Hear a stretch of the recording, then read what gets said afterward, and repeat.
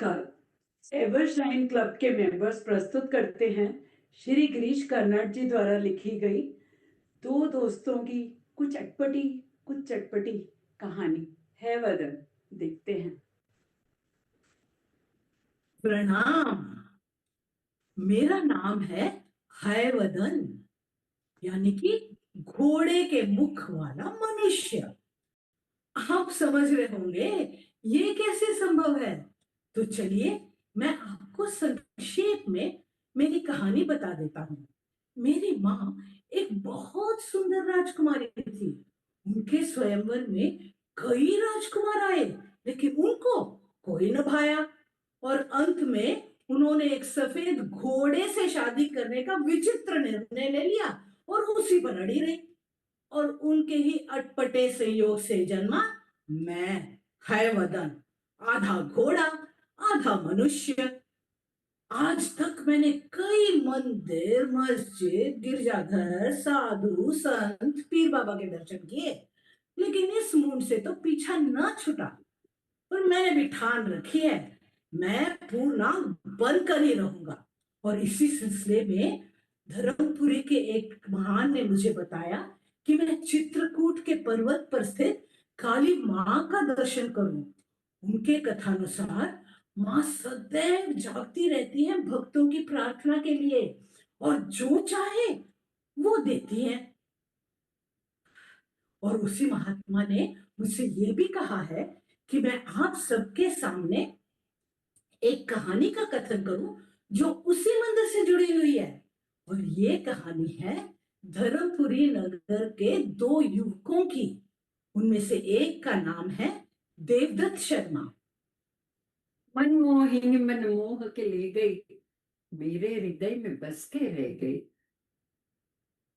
ये है पंडित विप्रोत्तम विद्यासागर के इकलौते पुत्र, विद्याधनी, कामदेव सा सुंदर, और काव्य कला में तो बड़े बड़े कवियों को नीचे दिखा चुका है। देवदत्त शर्मा मानो धर्मपुरी में हर आंख का तारा। और दूसरा है कपिल। आज तो उस बिगड़ैल घोड़े को काबू करने में तो मजा आ गया। अब अखाड़े में जाकर उस विदेशी पहलवान की खबर लेता हूँ। ये है राज शस्त्रागार के स्तंभ पुरुष, कर्मकार लोहित के सपूत। सादा सा चेहरा मुड़ा, लेकिन मुष्टि युद्ध, लठ युद्ध, कुश्ती, अखाड़े के दांव पेच, तैराकी, दौड़ा दौड़ी, उछाड़ पछाड़, हर कला में अद्वितीय। उधर तुमने तो कहा था कि आज अखाड़े में आऊंगा, लेकिन आए क्यों नहीं?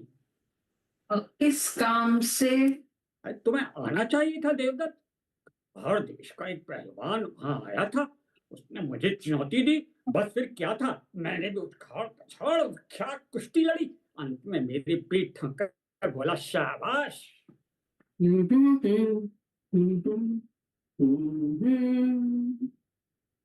पर कौन? तुम कैसे जान गए? हद हो गई। पिछले 2 वर्षों में कम से कम 15 लड़कियों पर तुम्हारा मन डोलते हुए देखा है, फिर कैसे नहीं जानूंगा। नाम क्या है बताओ। उससे क्या लाभ जब वह सुंदरी सपने में भी मुझे नहीं मिल सकती। क्यों भास करते हो? कुछ दिनों में तो इसे भी भूल जाओगे। नहीं कपिल, तुम्हारी सौगंध। मेरी सौगंध? ओह, यानी मन तुम्हारा मचल गया और बलिदान मेरा। बहुत खूब। अगर वास्तव में प्रेम होता तो मेरा नहीं, अपना बलिदान देते। ऐसी बात है तो सुनो, अगर वह रूप रत्न मुझे मिला तो मैं महाकाली के आगे अपनी दोनों भुजाएं और भगवान रुद्र के आगे अपना मस्तक समर्पित करूंगा। छे बको मत। छे बताओ, कहाँ रहती है? घर कैसा था? रहती तो वे पावन वीथी में। और घर, हाँ याद आया, उसके द्वार के चौखट पे दो मुंह वाला पक्षी खुदा हुआ था। तो अब तक तुमने क्यों नहीं बताया? मैं अभी जाकर उस लड़की का घर और नाम का पता लगाकर आता हूँ। अभी क्या? धर्मपुरी के ये दो मीत तन और मन से अलग न होते, ऐसी गहरी उनकी प्रीत। देखी एक दिन सुंदर लड़की, कोई मन की सुध बुध अपनी, मदलाती इठलाती लड़की गाती जाती थी गीत, उसके प्रेम में मग्न हो गए, भूल गए दुनिया की रीत। तत तत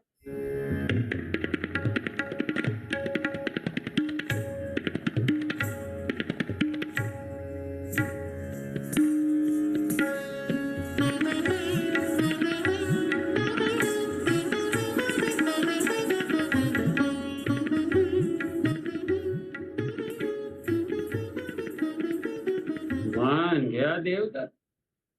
इसका सौंदर्य तो रंभा उर्वशी तिलोत्तमा के सौंदर्य से भी उत्तम है। ऐसे मूर्ख बने क्यों खड़े हैं? आपको किसका घर चाहिए? ये घर, कृपया अपने पिताजी या घर के स्वामी को जरा बुला दीजिए। आपको मेरे पिताजी से काम है या फिर इस घर के स्वामी से? क्यों, दोनों एक ही नहीं है क्या? सुनिए, मेरे पिताजी इस घर के स्वामी भी हो सकते हैं, या फिर इस घर का स्वामी मेरे पिताजी का चाकर हो, या फिर मेरे पिताजी इस घर के स्वामी के चाचा, भाई, ताऊ, जमाई कुछ भी हो सकते हैं। तो इनमें से किसे बुलाऊं? जी, देवी जी कृपा करके घर के किसी नौकर को ही आप बुला दीजिए। अच्छा, द्वार खोला मैंने तो मुझे को दरबान समझिए। बताइए, क्या चाहते हैं? अच्छी बात है। आप पंडित विप्रोत्तम विद्यासागर जी को तो जानती होंगी। संभव है। हाँ, तो फिर आपने उनके एकमात्र सुपुत्र देवदत्त का भी नाम सुना होगा। पिता से भी बढ़कर पंडित, महाकवि, गुणवान, सज्जन, सुकुमार, अवस्था 20 वर्ष, ऊंचाई 67 अंगुल।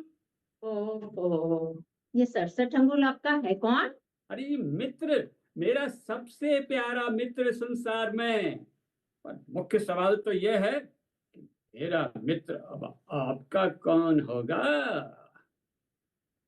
ये माँ, हाय भैया। मित्र देवदत्त, मेरा मन बड़ा विचलित हो गया। तुम्हारा चित्त कितना सुकोमल है, एक कड़ा शब्द तो तुम सह नहीं पाते, और ये लड़की को कैसे झेल पाओगे? इसे तो झेलने के लिए एक कोई लौह पुरुष चाहिए। खैर, अब घर देख लिया है तो अब इसके माता पिता से अब मिलकर ही जाऊंगा। अब अपने सुजान रसिकों को बताने की जरूरत नहीं है कि क्या हुआ। जो होना चाहिए था वही हुआ। पद्मिनी देवदत्त की गृहिणी बनी, गृह स्वामिनी बनी। पर देवदत्त भी कपिल का उपकार कभी ना भूला।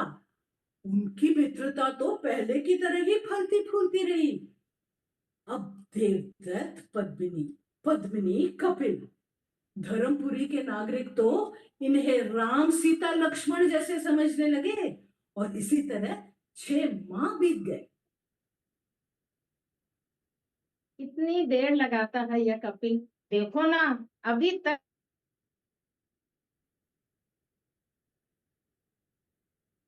दिन भर बस कपिल कपिल कपिल। अब मेरी पत्नी भी है, उतना भी कपिल नहीं समझता। बेचारा, मैं अगर जानती कि इसका तुम इतना बुरा मान जाओगे तो। मैं बुरा नहीं मानता पद्मिनी। कपिल सिर्फ मेरा मित्र ही नहीं, मेरे भाई के बराबर है।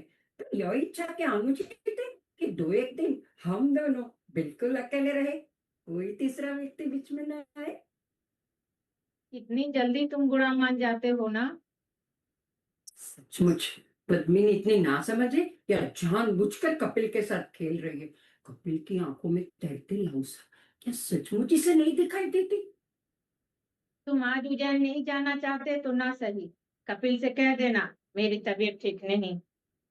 हाँ, ठीक है। आज बस घर में हम दोनों, मैं और तुम। देवदत्त, देवदत्त, मैंने बहुत देर कर दी ना। क्या बताऊं, गाड़ीवान ने गाड़ी तो तैयार रखी थी, लेकिन क्या वो एक बैल। कपिल आज जाना नहीं हो रहा, पद्मिनी की तबीयत खराब है। अच्छा, अब तो गाड़ी फिर लौटा दूं? लौटा दो। तो मैं चला। ऐसे क्यों खड़े हो? चलना नहीं है, बड़ी देर हो गई। पर भाभी, तुम्हारी तो तबीयत ठीक नहीं थी, तो फिर। मुझे मुझे क्या हुआ? थोड़ा सा सिर में दर्द था, वो सोट के लेप से ठीक हो गया। इतनी सी बात के लिए भला कार्यक्रम क्यों बदले? पद्मिनी, तुम्हारी इस दशा में? कपिल, बाहर की उन गठरियों को उठाकर जरा गाड़ी में रख देना, हाँ बाकी ठीक। नौकर ला देगा। हाँ ठीक है भाभी, ठीक है। बुरा मत मानो देवदत्त, तुमने देखा नहीं, तुम्हारी बात सुनते ही बेचारा कपिल कितना उदास हो गया। और मुझे जो निराशा हुई, उसकी पद्मिनी को कोई चिंता नहीं। अब चलोगे भी या यहीं बैठे रहोगे? चलो। चल अपनी ठीक से चल, वाह वाह। वाह कपिल, गाड़ी कितनी अच्छी हाँकते हो। तुम गाड़ी ऐसे हाँक रहे हो मानो गाड़ी हवा में तैर रही हो। मुझे याद है, एक बार देवदत्त मुझे गाड़ी में घुमाने ले गए थे।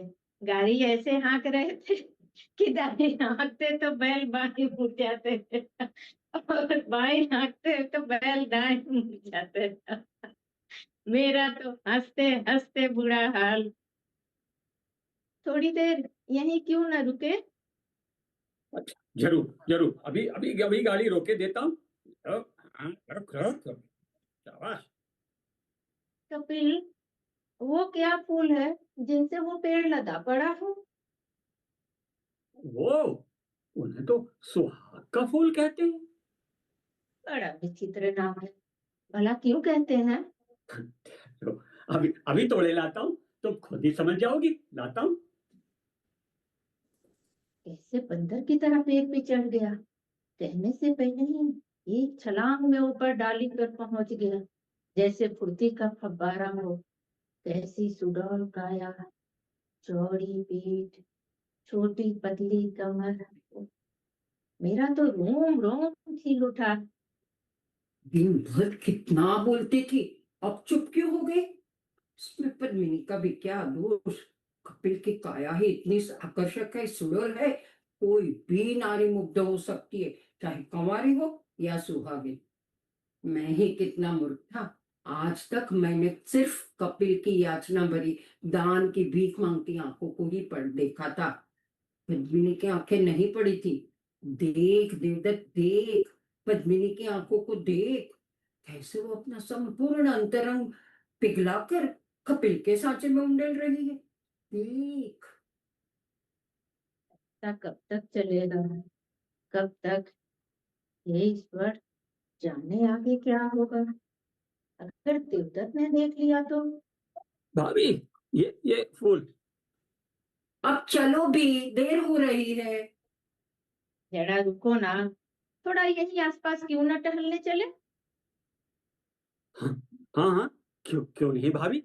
वो उधर देखो ना, वो है भार्गवी नदी। वहां पर भगवान रुद्र का मंदिर है। भगवान रुद्र का मंदिर? हाँ, बड़ा ही भव्य और सुंदर मंदिर है। और वो देखो, वो उस पहाड़ी के पीछे, वहां माँ काली का मंदिर है। भगवान रुद्र का मंदिर? चलो ना, हम भी भगवान रुद्र का मंदिर देख आए। नहीं, तुम दोनों जाओ, मैं थक गया हूँ। ठीक है, चलो पद्मनी, मंदिर दिखाते हैं। जाओ पद्मिनी, जाओ कपिल, भगवान रुद्र का आशीर्वाद तुम पे बना रहे। तुम दोनों मेरे हृदय के दो टुकड़े हो, एक होकर रहो, उसी में मुझे शांति मिलेगी। देवदत्त काली मंदिर की ओर चल पड़ा है। चाहे कितना ही खंडहर क्यों ना हो, उस मंदिर में रोज शाम को एक पंडित आता है और माँ के सामने दिया भी जलाता है और उनके अस्त्र शस्त्र को भी साफ करके रखता है। अब देवदत्त मंदिर की ओर जा तो रहा है, पर क्या वो अपने प्राण देने में सफल रहेगा? क्या वो अपने ही मस्तक काटने काटने की हिम्मत जुटा पाएगा? माँ, माँ कालिका, मैं अपना वचन भूल गया था। मुझे क्षमा कर माँ। जिस दिन तुमने मेरी इच्छा पूरी की थी, उसी दिन मुझे अपना वचन याद आना चाहिए था। ले, अब वही वचन पूरा करने में आ गया हूँ। ले माँ, ये मस्तक, ये तुच्छ पेट अपने चरणों में स्वीकार कर माँ। आ ये अच्छी जगह थी ना, ये भी साथ होते तो बड़ा आनंद आता है। कहाँ रह गए? देवदत्त कहाँ चला गया? हैं? ओ, क्या है? उसके पैरों की छाप।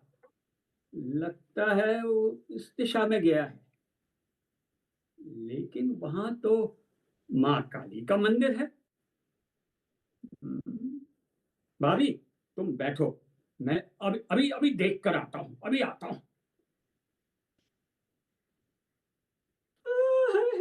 हे प्रभु, ये क्या हो गया? प्रभु, ये क्या हो गया? अरे, सिर काट दिया। मित्र देवदत्त, ये तुमने क्या किया?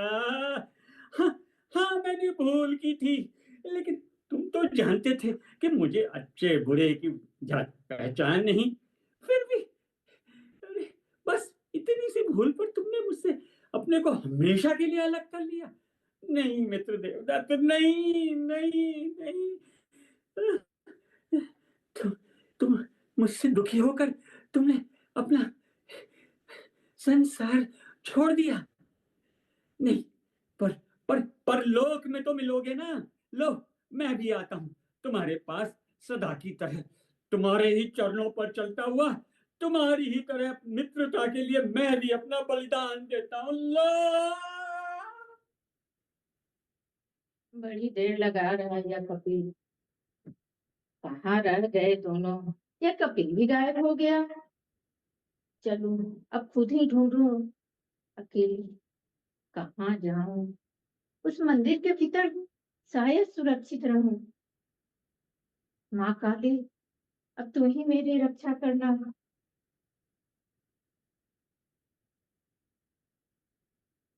हाय भगवान!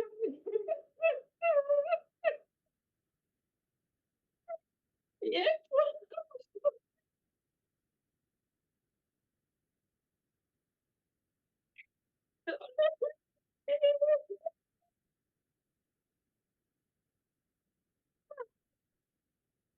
ऐसा कौन सा अपराध किया?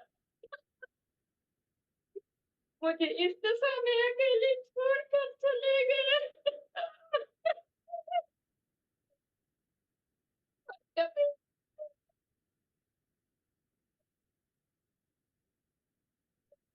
नहीं फिरा देते। हाँ काली, अब तू ही बता, मैं क्या करूं? कहाँ जाऊं? कैसे? माँ, ये मेरी सभी के सारे चल देखो, स्वीकार कर। अब ये तीसरी तो नहीं। हे, रख नीचे, तलवार नीचे रख। मैं हूँ।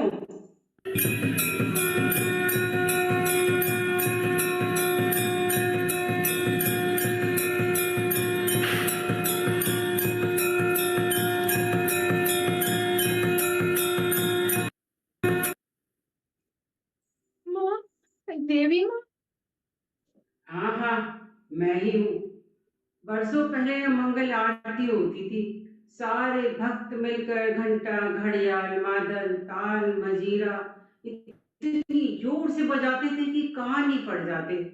उस भयंकर शोर से आरती की वेला में मैं पूरी तरह से जागी रहती थी। पर अब न भक्त है न आरती, जागे रहने की आदत ही छूट गई है। अब तू बता क्या चाहती है? मैं तेरे पे प्रसन्न हो गई हूँ। माँ, माँ, अब कहाँ जाऊँ? कहाँ जाऊँ? कैसे अपना हाँ हाँ, वह सब तू सुना चुकी है, दोहराने की आवश्यकता नहीं। अब जो मैं कहूँ सो कर। इन मस्तकों को इनके धड़ पे ठीक से लगा दे, फिर गर्दन से इनकी तलवारों को दबा दे। दोनों तुरंत जी उठेंगे। अब तो ठीक है। माँ, अब तुम्हारा ही सहारा है। तुम ही सांस हो, तुम ही अन्न। बस बस, जो कहा है वो जल्दी कर। और मैं दीद पे लड़खड़ा रही हूँ।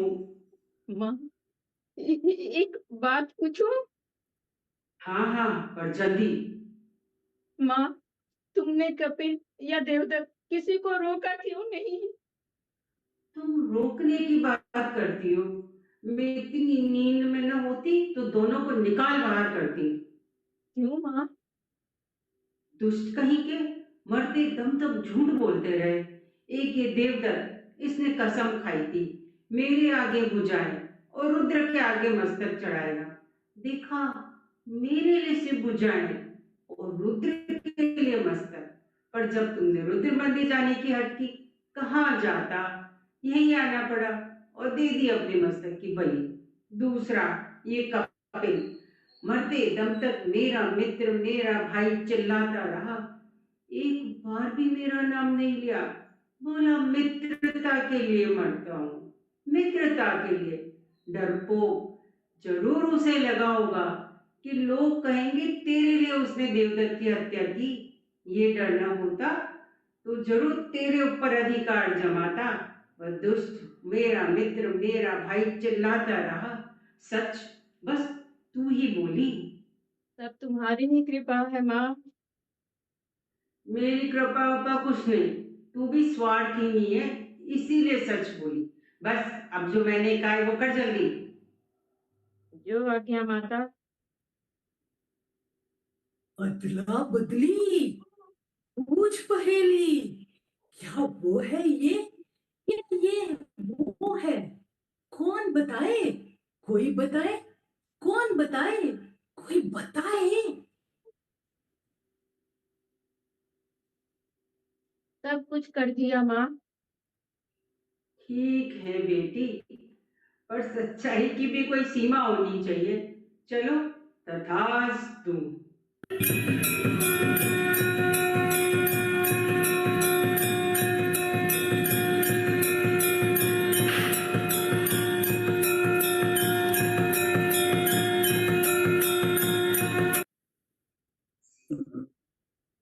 क्या हुआ? क्या हुआ? कपिल की आवाज, देवदत्त की आवाज। कपिल, देवदत्त। मेरा माथा क्यों भारी भारी सा है? शरीर क्यों इतना भारी है? ये मैंने क्या कर डाला? माँ काली, अब मैं क्या करूं? तुम क्यों रो रही हो तुम? क्या हुआ? क्या बताऊं देवदत्त, कैसे समझाऊं कपिल? देवी माँ प्रत्यक्ष प्रकट हुई थी। उन्होंने उन्होंने तुम दोनों को प्राण दान दिए, लेकिन मैंने उस अंधेरे में मुझसे सिरों की अदला बदली हो गई। क्या? सिरों की? अदला बदली? यानी कि बदले हुए सिर? ऐसा कमाल है, इतने वर्ष तक तो केवल मित्रता का संबंध था। अब रक्त का संबंध भी हो गया। पद्मिनी, कितनी कृपा है तुम्हारी, तुम क्षमा मांग रही थी। अरे तुम्हें तो धन्यवाद देना चाहिए पद्मिनी। सुनो देवदत्त, घर के लोगों से यह भेद कैसे छिपाएंगे? तुम्हारा वदन उभरते ही वे तुरंत भाप लेंगे। क्या भाप लेंगे? मैं और तुम इस तरह रहेंगे जैसे कुछ हुआ ही नहीं। क्या मतलब? पद्मिनी मेरे साथ जाएगी? मेरी पत्नी मेरे साथ ही जाएगी ना? ये क्या कर रहे हो कपिल? क्या कह रहा हूँ? तुमने देवदत्त के शरीर से विवाह किया है ना, तो तुम देवदत्त की स्त्री हुई ना?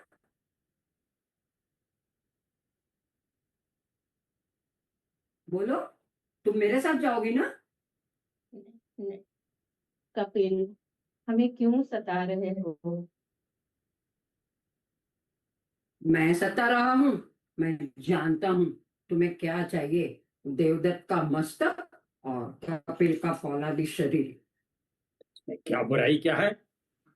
सुंदर पुरुष की ओर तो स्त्री का आकर्षण होना स्वाभाविक ही है। ठीक है, पर इसका मतलब ये तो नहीं कि वो ऐसे आदमी के साथ रहने लगे वो उसका पति ही ना हो। इसमें जरूर बुराई है। तो फिर ये झगड़ा कैसे सुलझेगा कपिल? तो फिर क्या है हल? क्या है हल?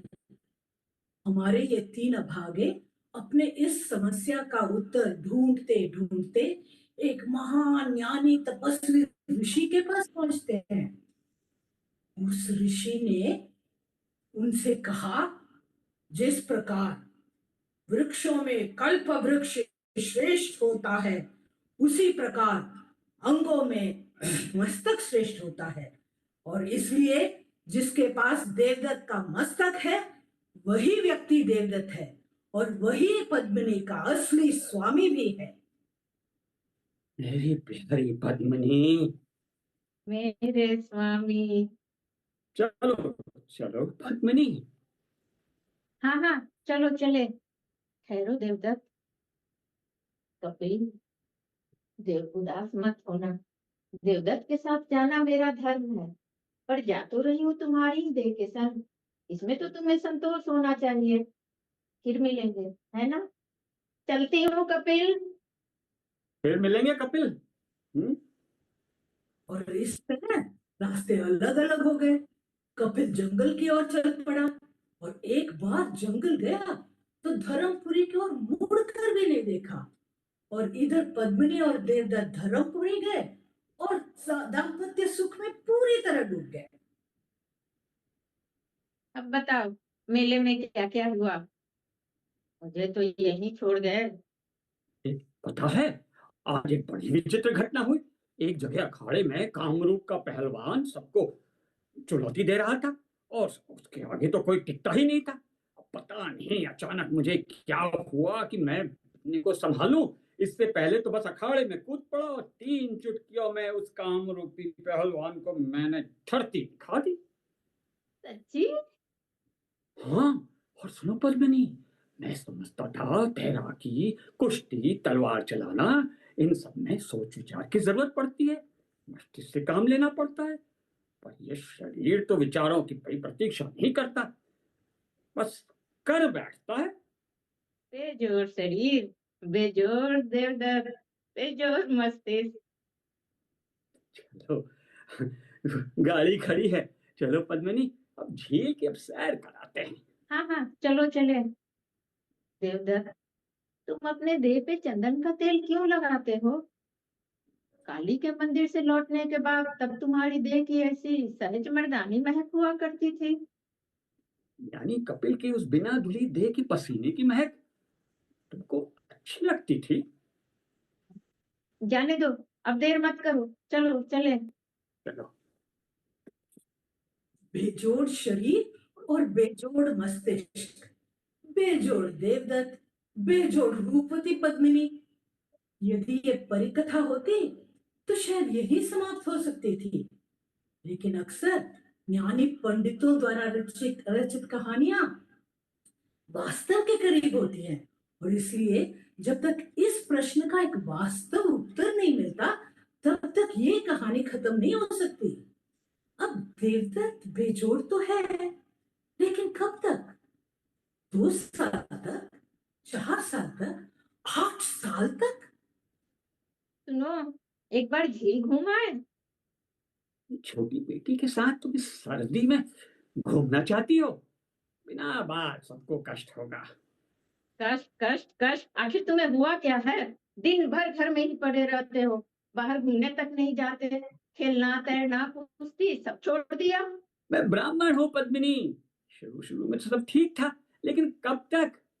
और भी तो काम है, पढ़ना, पढ़ाना, लिखना। होगा। सुनो सुनो सुनो पद्मिनी, क्या?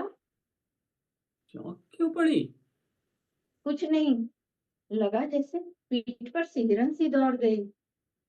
अच्छा, चलता हूँ। काली के मंदिर से लौटने के बाद उसका हाथ कितना रूखा और कड़ा था, पर अब छुआ तो ऐसे लगा जैसे पीठ पर सिहरन सी दौड़ रही है। इसका मतलब इसका मतलब देवदत्त बदल रहा, तो फिर कपिल भी बदल रहा होगा। नहीं नहीं, मैं यह भूल अब दोबारा नहीं करूंगी। कपिल कपिल कहाँ होगा, क्या कर रहा होगा? देवदत्त बदल रहा, कपिल बदल रहा, और मैं? देवदत्त की देह अब कोमल हो गई है, उसकी भुजाएं ढीली पड़ रही हैं। क्या पद्मिनी इस रूप में उसे स्वीकार कर पाएगी, या उसका मन फिर विचलित होगा? क्या पद्मिनी सचमुच कपिल को भूल चुकी थी? माँ देखो ना, मेरी गुड़िया कितनी पक गई है। सुनो, मुन्नी के लिए एक नई गुड़िया लानी चाहिए। 4 दिन बाद उज्जैन में मेला लगेगा, वहीं से तुम बढ़िया सी गुड़िया ले आना। जिन आने जाने में 7-8 दिन तो लग जाएंगे। तुम दोनों को अकेले छोड़ के जाना मुझे ठीक नहीं लगता। क्या करूं? अच्छा ठीक है, रात को नौकर को कह दूं रखवाली के लिए। नहीं नहीं, कोई जरूरत नहीं, कोई जंगल में तो नहीं रहते। जैसी तुम्हारी इच्छा। अच्छा, तो फिर चलता हूँ, होशियारी से रहना। माँ देखो ना, बाबा भी अकेले चले गए, हम भी कहीं चलते हैं ना, और मजा आएगा। मेरी पाखी, मेरी गुड़िया, मेरी बेटी, चल हम जंगल में घूमने चलते हैं। तुमने घने जंगल का जादू मेला अभी नहीं देखा ना? चल दिखा लाती हूँ। वहीं पास एक सुहाग के फूल का पेड़ खड़ा है, हम उससे ढेर सारी बातें करेंगे, उसे नमस्ते कहेंगे। ठीक है ना बेटी? चलो अब हाँ चले। हाँ हाँ, जल्दी चलो। और पद्मिनी अपनी पुत्री को लेकर निकल पड़ी है। कहाँ? जंगल की ओर, जहां कपिल अपना जीवन बिता रहा है। अब धर्मपुरी के भागवत जी एक बार कपिल से मिलने आए थे और उसको अपने माता पिता के देहावसान के बारे में भी बताया। फिर भी कपिल धर्मपुरी न लौटा। अब कपिल को देवदत्त की देह तो मिली है, लेकिन क्या वो उस नाजुक देह को कपिल की सी बलशाली देह में बदल सका? माँ हम कब पहुंचेंगे, कब से चल रहे हैं? मैं तो बहुत थक गई हूँ, मुझे नींद आ रही है। बस बेटा पहुंच गए।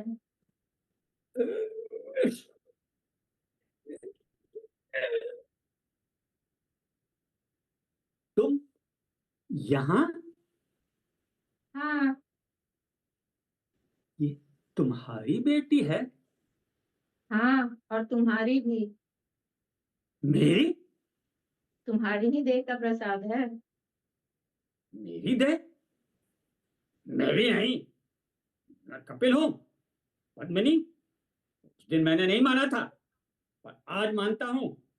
मैं कपिल हूँ, कपिल। कैसा है कपिल? मुझे क्या हो गया? ये दूर से आई हो? हाँ, तुम्हें बैठने तक को नहीं कहा? जाओ, इधर जाकर थोड़ा विश्राम कर लो। जाओ। हम्म।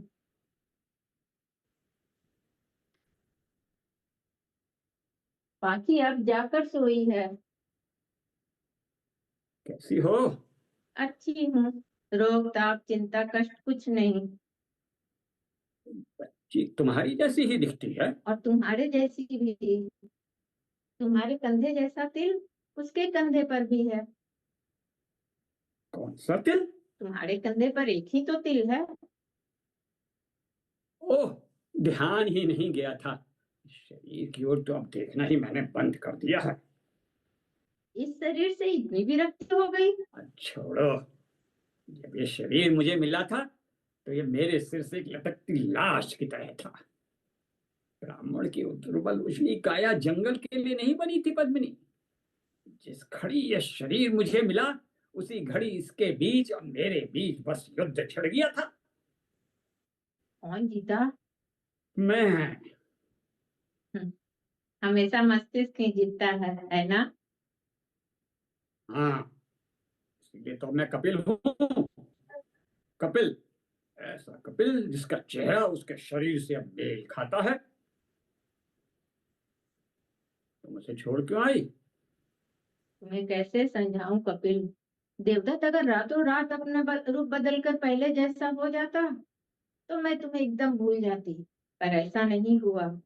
देवदत्त हर रोज बदलता रहा। उसे धीरे धीरे बदलते देखकर मैं तुम्हें ना भूल सकी। कपिल, यदि उस ऋषि ने मुझे तुम्हें सौंपा होता ना, तो मैं तुम्हें भी छोड़कर एक दिन देवदत्त के पास इसी तरह चली जाती। जब मैं इन यादों को किसी तरह उखाड़ फेंकने में सफल हो चुका था, तब तुमने क्यों मेरा पीछा किया? मेरी बात सुनो, तुम अभी यहां से वापस चली जाओ देवदत्त के पास। वही तुम्हारा पति है, इस बच्ची का बाप। जाओ। जा, जाती हूँ, पर एक छोटी सी विनती है। मेरी बेटी थकी है, बेचारी सो गई, उसके जागते ही चली जाऊंगी। तुम जीत गए कपिल, देवदत्त भी जीत गया, लेकिन मैं दो शरीरों की अर्धांगिनी, मेरे लिए ना तो जीत है ना ही हार। सिरों की अदला बदली मैंने ही की थी ना, उसका फल तो अब मुझे ही भुगतना चाहिए। हाँ, बिल्कुल। मैंने उन रूपहीन यादों को कहीं अतल में दबा रखा था। अब तुमने फिर उन्हें आकर क्यों नाखूनों से अपनी कुरेद दिया? पर कुछ भी दबाया क्यों जाए? क्यों नहीं? इस अधूरेपन के पागल नाच को क्यों झेला जाए? तुम्हारा अधूरापन? हाँ, मेरा। शरीर को चाहे जितना दबाओ, पर इसमें छिपी यादें नहीं दिखती। आश्चर्य की बात है ना कि शरीर की भी अपनी अलग अलग यादें होती हैं। कुछ छूने की याद, किसी के स्पर्श की याद, किसी को बाहों में भरने की याद। यादें जो पहचानी नहीं जाती, समझ में नहीं आती, क्योंकि जब ये सब हुआ तब ये स्थिर नहीं था पद्मिनी, नहीं था। कपिल, तुम क्यों आई? तुम आई, तुमने मुझे छुआ, मेरा हाथ थामा, मेरे शरीर को तुम्हारे स्पर्श की याद हो आई। कपिल, पद्मिनी, पाके, कपिल। ओ देवदत्त, तुम्हारी ही प्रतीक्षा थी। कल से ही, हर घड़ी। तुम तो वैसे के वैसे ही दिखते हो। और तुम भी। क्या है हाथ में? गुड़िया है, बिटिया के लिए मेले से लाया था। घर पहुंचा, कोई नहीं मिला, तो सीधा यहाँ चला आया। एक बात बताओ, तुम क्या सचमुच पद्मिनी को चाहते हो? हाँ, और मैं भी। जानता हूं देवदत्त। क्या हम तीनों एक साथ इकट्ठे नहीं रह सकते? क्या? नहीं, नहीं हो सकता। इसीलिए ये लाया हूं। अपने आप नहीं मिटता, काट डालना होगा। हाँ, हम दोनों को मरना होगा, लेकिन आज किसका शीश, किसका शरीर? उस दिन माँ काली के आगे जिस हाथ ने जिस मस्तक को काटा था, आज भी वही हाथ उसे मस्तक को काटेगा। है तुम्हारी तलवार। अभी लाता हूँ।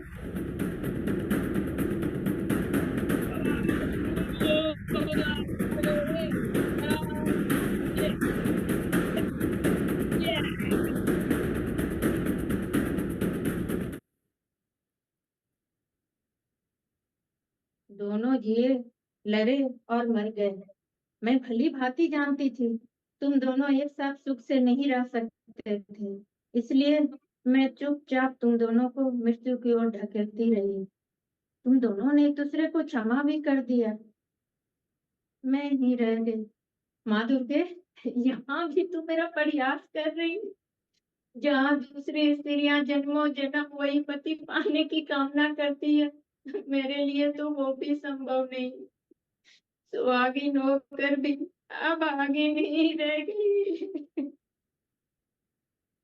पद्मिनी ने अपनी पुत्री को धर्मपुरी के भागवत जी को सौंप दिया और उनसे कहा कि इसे विप्रोत्तम विद्यासागर जी के पास पहुंचाए और उनको बताएं कि ये देवदत्त की पुत्री है। उसके बाद पद्मिनी कपिल और देवदत्त की चिता बनवाकर स्वयं उसमें सती हो गई। अब जैसे उस भागवत जी ने मुझे कहा था, मैंने आप सबको कपिल, पद्मिनी और देवदत्त की कहानी सुना दी और उनके ही निर्देश अनुसार मैं भी काली मंदिर में गया। मंदिर पहुंचते ही मैंने वहां से प्रार्थना की कि माँ मुझे पूर्णांग बना दो। बस मेरे और कुछ भी कहने से पहले माँ प्रत्यक्ष हो गई। उन्होंने तथास्तु कहा और अंतर ध्यान हो गई और मैं पूरा घोड़ा बन गया। अब आप समझ रहे होंगे ना कि ये मेरे साथ बहुत बुरा हुआ। नहीं, मुझे घोड़े बनने का जरा भी दुख नहीं है, लेकिन दुख है इस बात का कि मैं अब भी पूर्णांग नहीं हूँ। मेरी आवाज तो अब भी मनुष्य जैसी है। हे माँ कालिके, इतनी सी, बस इतनी सी कसर छोड़ने से क्या प्रयोजन? क्या क्या मैं कभी भी पूर्णांग नहीं बन सकता? तुम रोते क्यों हो? हाँ, तुम कौन हो बेटी? हाथ में वो गुड़िया, यहाँ आओ, अपना कंधा तो दिखाओ। वही तिल, ये जरूर पद्मिनी की बेटी है। इसे विप्रोत्तम विद्यासागर जी के पास पहुंचाना होगा। बेटी, सवारी करोगी? हैं? बोलने वाला घोड़ा? तुम घोड़ा होकर भी कैसे बोल सकते हो?